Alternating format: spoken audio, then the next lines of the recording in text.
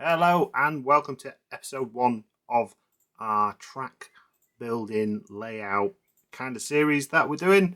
So this is all going to be about prep work essentially. I've been out and bought a couple of little bits of tools, bought some wood and stuff like that, so we'll go over that. We'll probably go through costing and stuff like that, and we'll also kind of like have a look at the space and the plan, because I've been using a program called AnyRails, which is kind of like designing software. It's really good. It helps you lay out the track and stuff like that, and gives you a general idea of basically how things will work in the space that you've got, so you don't, start laying track and then find out nothing works and then you're chopping and changing. Gives you a rough idea, which is fantastic. So, first of all, the stuff that we can fit inside at the minute, and the kind of like the tools that we've got today. First couple of bits were a more kind of like future proofing, because as I mentioned in the kind of like the prologue episode, a lot of the locomotives and stuff that I own are very old or second hand, so they need servicing, basically a bit of clean up, a bit of oiling and stuff like that. So we didn't buy this today, if we just get this in focus. But this is kind of like one of the brands of oil or types of oil that I generally use for doing stuff like this. I use it for a lot of things: cleaning shotguns, cleaning armour, lubricating joints on cars and stuff like that. It's a thin 3-in-1 oil, and it's a couple of quid. I know you can buy specific oils and stuff like that, specifically for model trains, but I don't think it's much difference, to be honest, from what I've seen. So we've got some of that.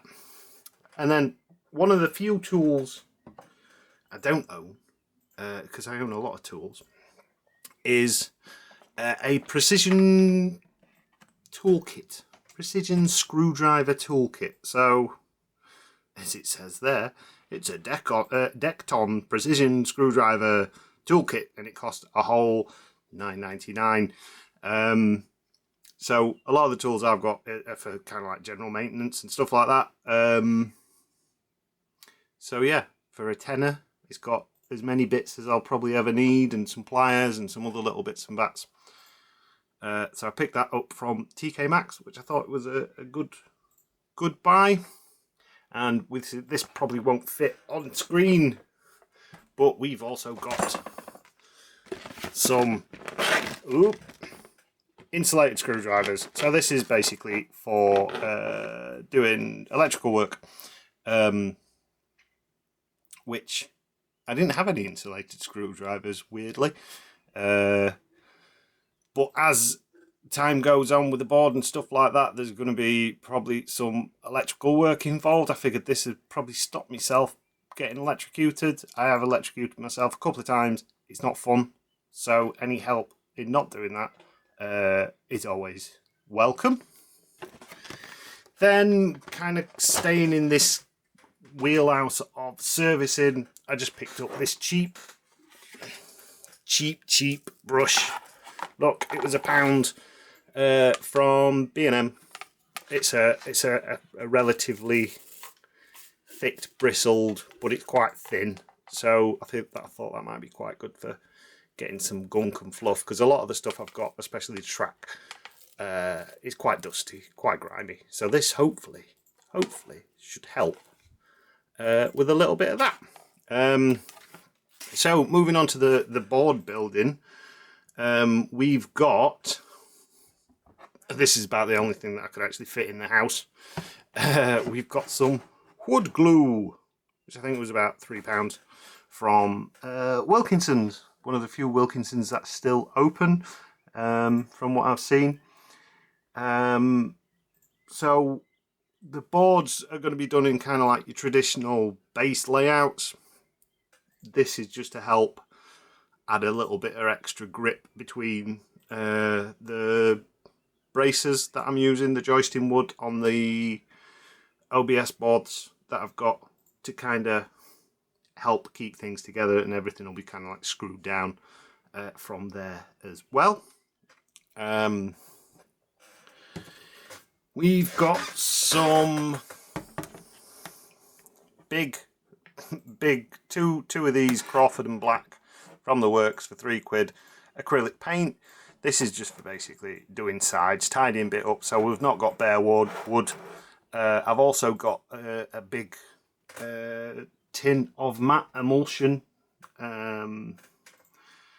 which were £15, again from Wilkinson. That's in black. That'll be easier to just kind of like, once the baseboards are together, I can get a roller, roll it all on. And then lastly, for the inside stuff, before we go outside, we got some A3 foam board from the works, and it was £6. So you could buy 5 pieces of A4 for £6. Now, an A4 sheet of paper is equivalent to half a sheet of A3. So I figured we'd get the A3 because it works out, you get twice as much for the same price. So yeah, and as we can see on this little picture here, it won't fit in frame. I really need a wide angle lens. Like if we look at this picture, we can use that for doing some, I'm planning on making some tunnels and stuff like that, and I have bought some second-hand tunnel plates, and then you can draw the shape on, and then you've got a template to use, as well as some buildings and stuff like that. Foam board's good because it's relatively tough, it's relatively durable, and also it's like relatively cheap as well. So that's the inside stuff. Let's go outside and have a look at some of the outside stuff. Right, so welcome to the back of my van. So this is kind of like the wood we've been out and bought today. This is 2 8x4, I think it's a centimetre or maybe 12mm thick OSB board, and I've picked up some CLS joisting wood, just to kind of like brace bits essentially. We've also got some matte black paint, which is to essentially paint it all when it's done. So the plan is, I have these cut at B&Q. So we've got a 6x4 board, which is this one, and this is kind of like off by a little bit because obviously the blade, as it cuts through it, does take a bit. And then underneath, we've got one roughly 2x4 board, and then what'll that be? Another 2x4 board, and is that another couple of 2x4s or 2x6s? Get the old tape measure. Yeah, two 2x6s, two 2x4s, and then one 6x4 baseboard. So the big piece is the main baseboard, and then the rest of it is for doing additional layouts, because it's going to be multi-layered, as I've said. So if we go to the worky area, we can see what else we're working with. Okay then, so as you can see from this minor scene of chaos, this is the kind of like space that we're working with. I'll try and walk backwards without walking down the basically backing down the stairs. But yeah, so we've kind of got this bit of a dormer bungalow, like working pretty much to these areas here, like down here, and down this bit. So there's a lot of things that need moving, such as this stereo, this bookcase with a collection of Star Wars helmets and whatnot. Also, height-wise, at the minute, the test layouts that I've been having on have been on these two salvage tables. It needs to be a bit lower so it can work with the curtain, so we can still close the curtains and stuff like that. Right, so welcome to my workshop. Chaos incarnate, as usual. I'm really lucky because I've got all this space to essentially do a lot of stuff in, and then I've got other outbuildings as well because we live in a little small holding. We also have chickens and a cockerel. So the main, I'm lucky in the fact that I can build and have the room and stuff like that, and because of various work jobs that I've had in the past, various different bits and stuff like that, I also have like the tools to be able to do stuff. Now I could have cut that wood myself, but it's free to do it at B&Q. And my bench saw is so good, it's currently buried in there, under there, because it's extremely old. And when you so that saw, let's see if we can get a better look of it. That saw there, when you switch it on, it needs bolting to the floor because it vibrates so much, it comes forward. It also has the measuring gauge doesn't work on it properly anymore, and it doesn't have any sort of brake on the blade. So a lot of more modern ones, you hit an emergency stop button, it kind of like applies a clutch or a brake. It slows the blade down. That one doesn't. That just keeps spinning until it runs out of inertia, essentially. So yeah, I am currently sharing the workshop with a number of things. We've got canvases for reenactment tents there, reenactment tables and benches that need finishing and fixing, stuff that needs to go to the scrapyard, and my dad's bike, which some horrible little tow rags stole. So we're basically fixing her back up and getting her back to road form. I have got some wood already, some nice big sheets. The problem with this stuff, the reason I didn't want to use it for the main baseboard, it's out of the back of my van when I bought the van. So it's a bit stained, it's a bit dirty, it's a bit warped, it's already pre-cut. And it's, it's not ideal. So we'll be using the chop saw to essentially chop wood. Frame wise, it'll be something like this, but shorter, I reckon. And we've got plenty of fence posts and stuff like that I've collected over the time because I do hoard wood and things like that. So let's go have a look at the wood store to see what we're working with. Okay, so welcome to Woodshed 1. This is the only woodshed I've got. It's the back of an old box trailer, essentially. It's got the logos on somewhere. It got painted green at one point, but that's mostly flickering off. So as you can see, there is rammed full of old pallets. Boards from when bathrooms were done, you name it, there's stuff in there. Polystyrene's good for modelling because you can use it to base stuff out. A lot of it needs a good clean. The other thing I need to do is come down with a strimmer at some point because it's springtime in old Blighty, well, summertime, and everything goes crazy. That is pretty much all brambles and blackberry bushes, which is fantastic because we get infinite blackberries. Not so good when you need to get round it though, because blackberries have a habit of mauling anything. I suppose one thing we can do while we're down here in the old field is like look at the wonderful view down here. So this is going to be kind of like a bit of inspiration for the kind of like the scenes of the railway, lots of fields, lots of kind of like trees. Because if you look along some of the ridge lines and stuff like that, at one point, a lot of them are now public footpaths. This would have all been branch lines and connecting lines and sidings for the various different pits. So Dennerby Main, Yorkshire Main, and stuff like that.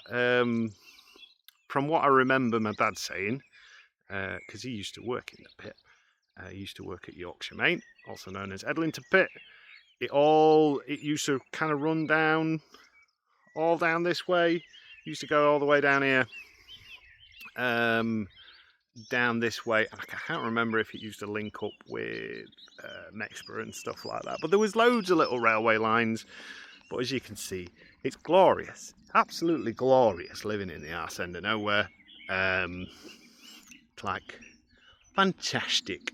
But the downside is small holdings are a lot of upkeep, especially with these little terrors.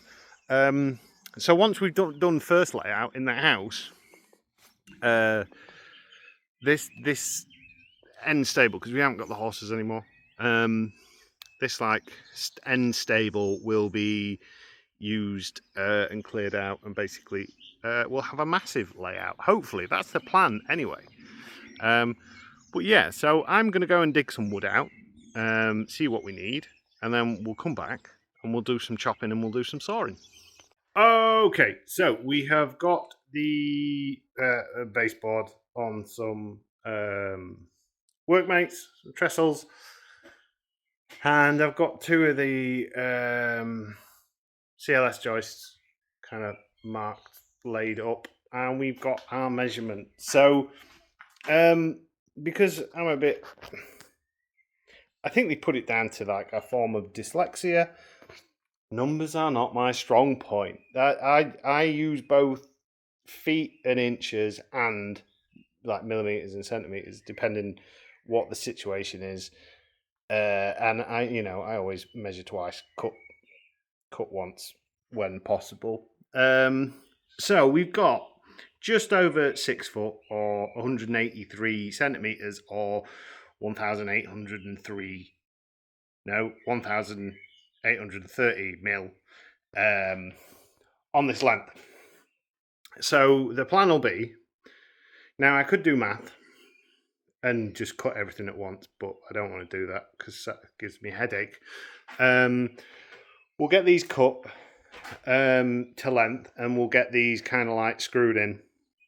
And then for this bit in between, so the gap between the two joists, we'll measure it and we'll cut some lengths of timber to kind of like slot in it. I'm thinking maybe 2 or 3 just to give it like a bit of a brace. And it'll also mean that I've got, if I want to put do they call it a valance? So like a sheet of wood on this side, when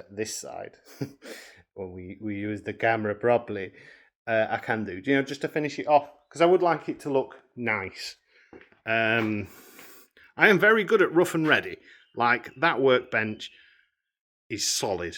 Like I can sit on that and stand on it and wiggle about on it, and it stays the course. But it's rough, it's ready.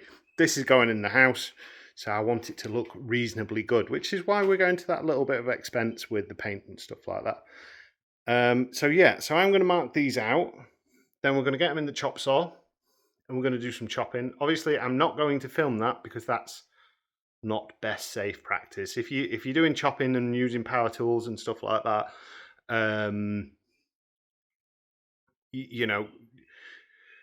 if you're really confident, if you're demonstrating it, yeah, film it. But my rationale is always kind of like, don't risk it, because that chop saw will very, very easily remove a digit or two in the kind of like the blink of an eye.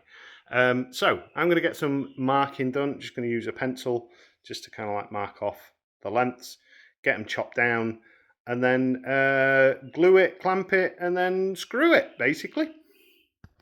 So before I start cutting, I figured actually we could use this as some tutorial time. Just kind of like some best practices. So best practice number 1, if you're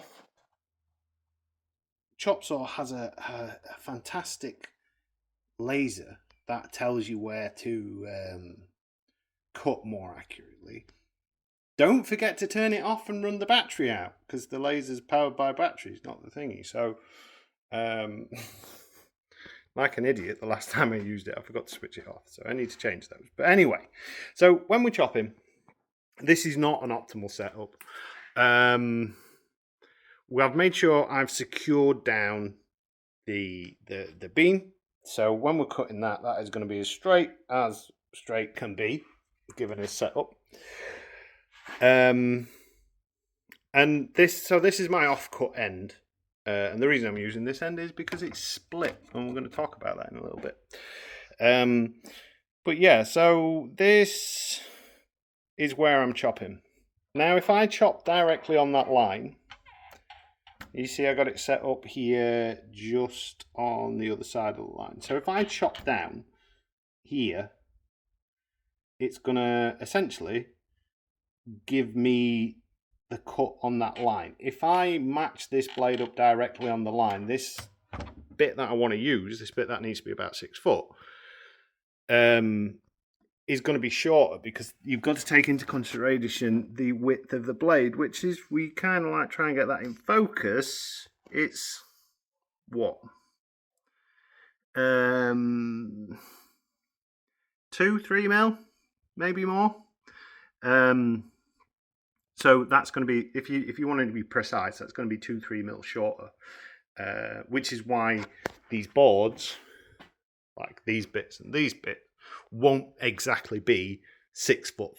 Well, this is 6'4", but the offcut bit won't be 4'2", and those bits won't be exactly 6'2" across, because we've lost however many mil from one end. So that's top tip number one. Also, safety ears, these are loud. Make sure you got some form of ear protection, preferably something that's not been left out. That's going to probably give me an ear infection. And goggles, especially if you've got split wood like this.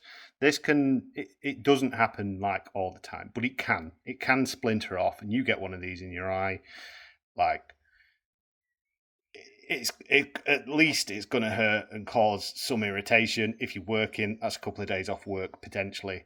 The very worst, and from a reenacting point of view, I have heard of this happening. I'm lucky I've never seen it happen, but especially when they used to do the jousts at the shows, the type of wood they used was very soft and it splintered. It looks spectacular, but one of those goes through your eye. You know, there's not much between your eye and your brain.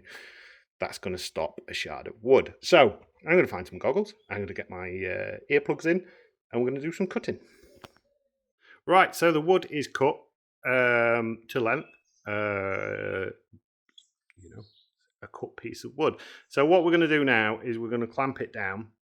But before we do that, we're going to take our handy dandy wood glue, and we're going to run it down here, flip it over, and then I'm going to clamp it in place. And then we'll cut down the other side, do the same with that, and then flip the board over, put a couple of screws in it, and I might even get the nail gun out just to make sure it is, because OSB board is good, but it can warp, and what I don't want to happen is, if bits aren't secured down this middle bit, I don't want it to kind of like start sagging and splitting and becoming too uneven. It won't matter too much because this is just a baseboard. There's going to be things built up on top of this.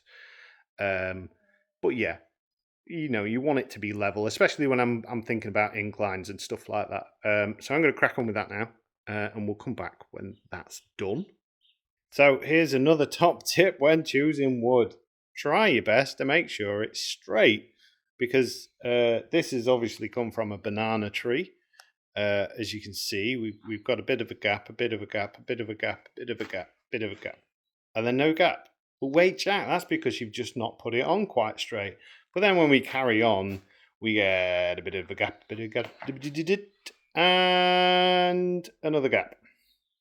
So it's not straight that way, and it's also a little bit twisted, which is fantastic. So we'll just have to hope one of these other ones is not as twisted. And this one can get cut up for bracing. My mistake, though, in some ways, because I should have checked this first. But yeah, off to chuck another bit. Check your wood, guys. Make sure it's all straight. All right, this is the board so far. So we found some non-banana wood, and we've got that side clamped down. We've got that side clamped down. I need to buy some more clamps. I don't do a lot of woodwork, so like things like clamps and stuff, I don't really have much of. But we've got these clamped down. So what we're going to do now is we're going to flip the board over, and then I think I'm going to run down the sides of it with the nail gun, and then we're going to put a couple of screws in just to kind of like properly tack it in so it's not going to move. We might put 3 or 4 screws down each side, like one in each corner and then a couple in the middle, just so it's secure as it can be. It's not got a massive amount of wood glue on. That's just mainly just there to secure it a little bit. Tack it with a nail gun. Away we go. We managed to countersink it. I didn't drill the pilot hole first, and then, and as I was explaining, I had not done that. I'd not hit record as well. So you can tell it's getting to that point of the day where it's nearly tea time. So the plan is now, using this drill bit, which is a metal drill bit, but I haven't got any small wood bits. And they're knackered anyway, these metal bits. It won't get through much metal. So we're going to do that, drill it, countersink it, screw it in using these screws, which if we look, are a nice length for kind of like making sure that's going to not go anywhere. So then we've got it tacked with glue, tacked with the nail gun, and then screwed with some good length screws. What are they? 2-inch? 2-inch 10s maybe? Well, it might be 2-inch 7s or 8s. I'm not sure. But yeah, so basically that is the plan. So I'm going to crack on with that. And then we'll take it from there. Right, so there we go. Not 100% perfect. There's little gaps here and there. But the main thing is everything is countersunk. Everything's nice and kind of like flushable. Bit of sawdust here and there. Yeah. Both sides, all 4 sides have got something on them. Now, I was thinking about bracing down the middle, but I've decided against that for the minute because looking at how this sits on these trestles, and we can test this because I've got a spirit level, whether a spirit level's bubbles right. How it sits on these trestles, I quite like this because it means then the board, if I attach legs and stuff like that, it's going to make it heavy for a start. I have got to get this upstairs, and it makes it immovable. So my thinking is, I mean, what are we looking like there? Like that is pretty much level. And we are level on that side. So yeah, I reckon we leave it at that. And I might buy myself some new trestles to sit on this. Now IKEA used to do some trestle table legs, which weren't that expensive. I might see about getting some of those. I think they would be ideal. I've already got some, so if I got some different, if I can't get those, if I got some different legs for one of the desks I've got upstairs and attach those, I could essentially steel them and see how it sits on there, because I can't see there being much sag, because the sides are solid joints, the ends are solid joints. I mean, if I really wanted to kind of over-engineer it, I could put some metal strapping around. I am planning on putting some, I'm sure it's called valancers, but basically, like, imagine this, but wider, going all the way around. It's kind of like a skirt, so to speak, just to neaten it up and tidy it up, and then we can paint that a nice colour, maybe put a name plaque on, depending what we call the railway and stuff like that. But yeah, I'm happy with that. So I'm going to go and get something to eat now and have a cup of tea. And what we'll do is we'll come back when this is in situ. I'll move all the stuff. We'll get this in situ upstairs. And then we might even set up a basic little loop on it. Okay then, so boards in. We've done some refangling as I trip over a toolbox. So for the minute, because really I've got nowhere to put this until we sort out the behinders. I've just kind of turned this on its side. The board's in. We're using the two tables as a base. I'm thinking what I might do, I need to measure how much of a gap's on the underside of the table, but I reckon IKEA do like some coffee table type things. Really, really cheap, or at least they used to be. The white ones over there behind the chaos. This isn't usually like this. This is literally because everything's been ragged out to accommodate this. But yeah, those two there might fit underneath this quite snugly, and that will be perfect if it is. And for the moment, we've just covered it with this nice EVA foam boarding, which is perfect size, 6x4. So what we're going to do now, we'll lay out some track. We'll get a little test ring on the go, and then we'll call it an episode. This is all now set up. Well, the Scotsman set is set up. The reason I've set this one up is it's because it's got the largest radius curves that I own, and of the train sets I've got, it's the kind of like the biggest one. Weirdly though, so I'd heard these particular controllers were pretty crap. This is my old one. I like these ones. These just seem solid. But yeah, it doesn't seem to be engaging. However, this particular one though, if we look at the old Scotsman there, we should.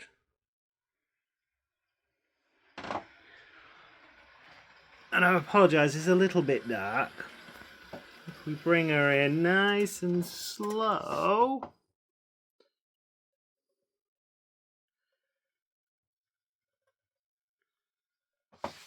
So this is by far the newest train I own. It's still pre-owned though, so it's still hitting the rules. Look at that, she's all aboard. And then we can set off in a reasonable crawl, I think.